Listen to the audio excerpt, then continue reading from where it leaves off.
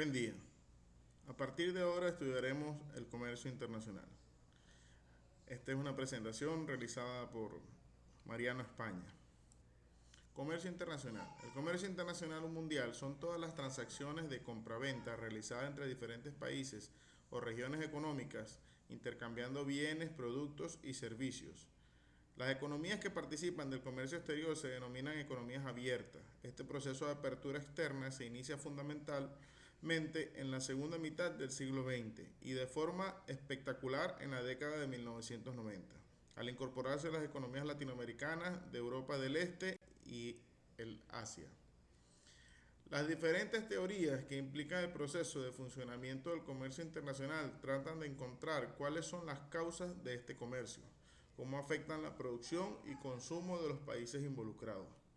Dentro de estas teorías tenemos el modelo de la ventaja absoluta de Adam Smith.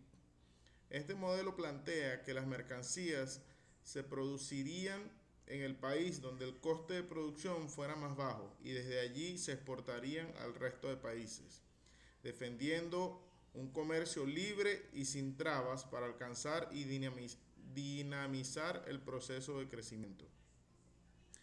También tenemos el modelo de David Ricardo, que es la teoría de la ventaja comparativa.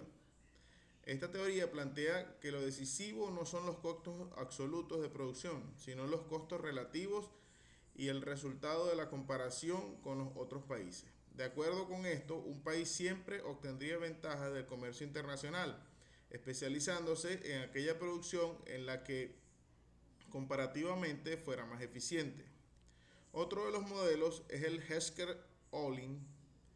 Este modelo plantea que los países se especializan en la exportación de los bienes cuya producción es intensiva en el factor en el que el país es abundante, mientras que tienden a importar aquellos bienes que utilizan en forma intensiva y el factor que es relativamente escaso en el país.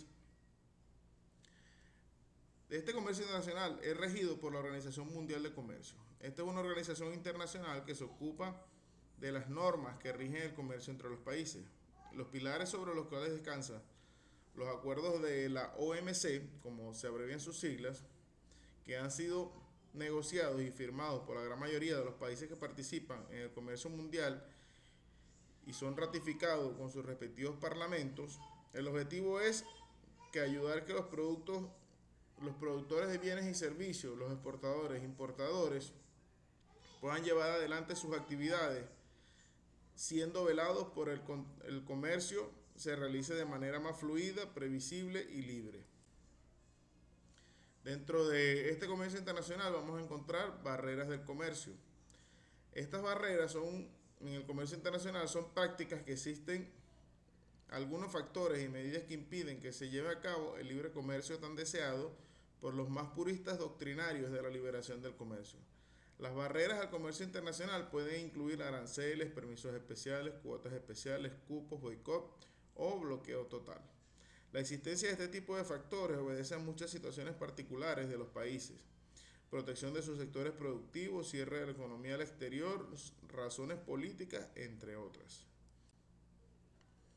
De cualquier manera, ante un mundo globalizado que va en camino hacia un supermercado mundial, las barreras del comercio parecen estar cada vez más fuera de lugar. Algunas todavía tienen alguna pequeña justificación, pero otras obedecen más a la falta de visión del beneficio que puede traer una liberación del comercio.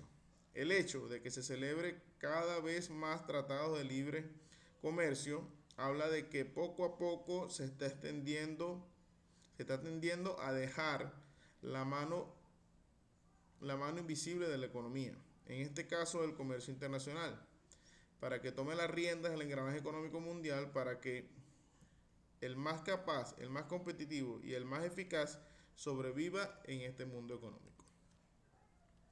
Dentro de los factores que se producen en el comercio internacional tenemos la balanza de pago.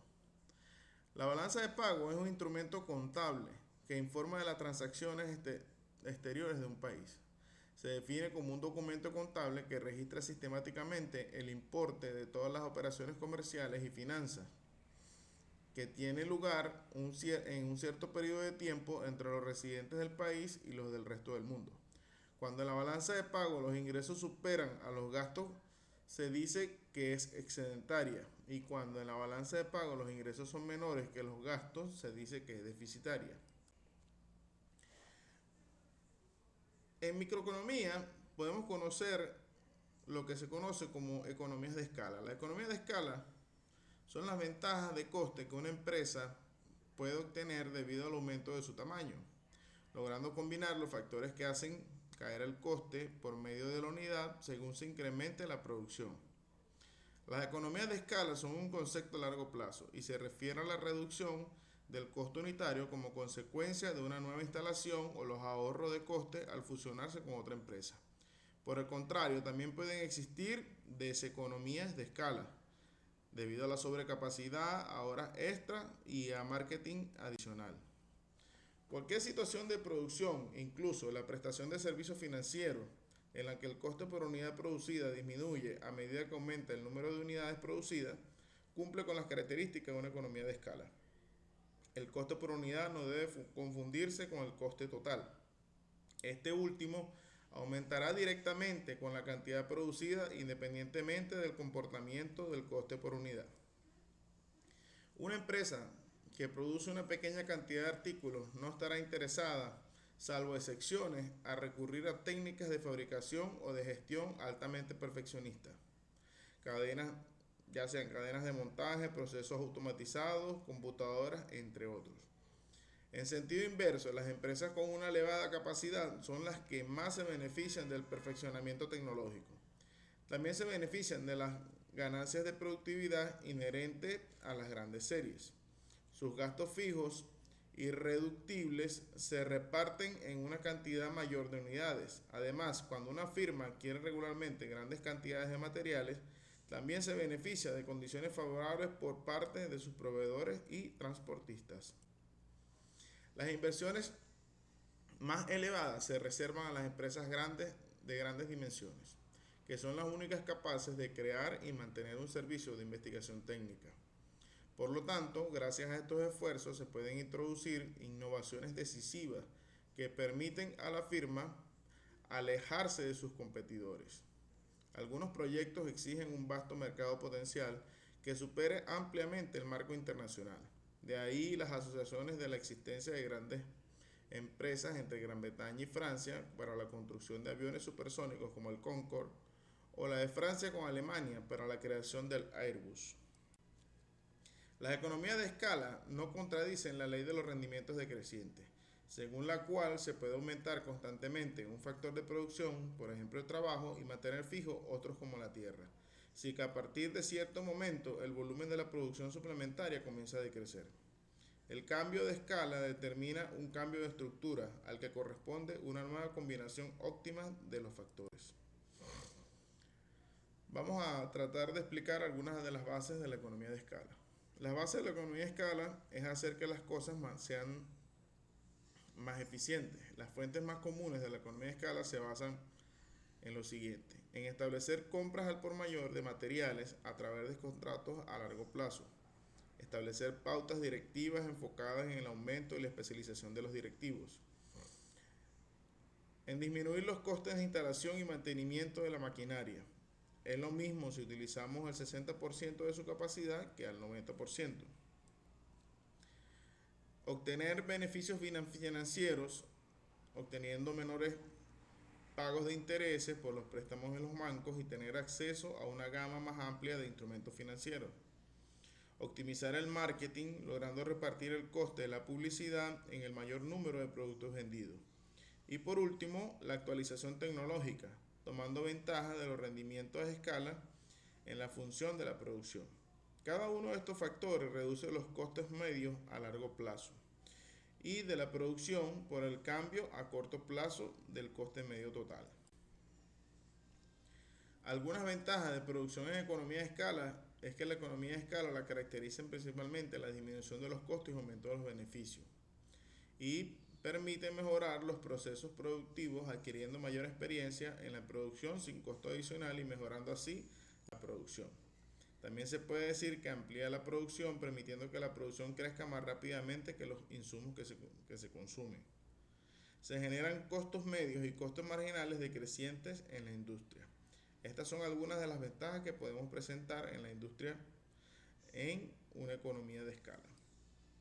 Dentro de las desventajas que podemos nombrar de la economía de escala, tenemos la disponibilidad de materias primas, su utilización en la capacidad instalada y los problemas de almacenamiento de estas materias primas.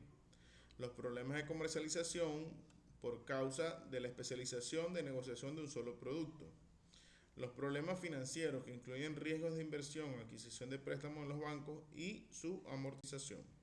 Los problemas laborables incluyen a empleados altamente exigentes, al absentismo y la falta de trabajadores calificados. Y por último, la infraestructura, que en su lugar es indispensable porque si no, el resto de los esfuerzos serían inútiles. Estas son algunas de las desventajas que pueden presentar la industria de economía de escala. Bueno amigos, esto fue toda la participación con respecto al comercio internacional y estas son algunas de las referencias utilizadas para obtener dicha información. Hasta luego.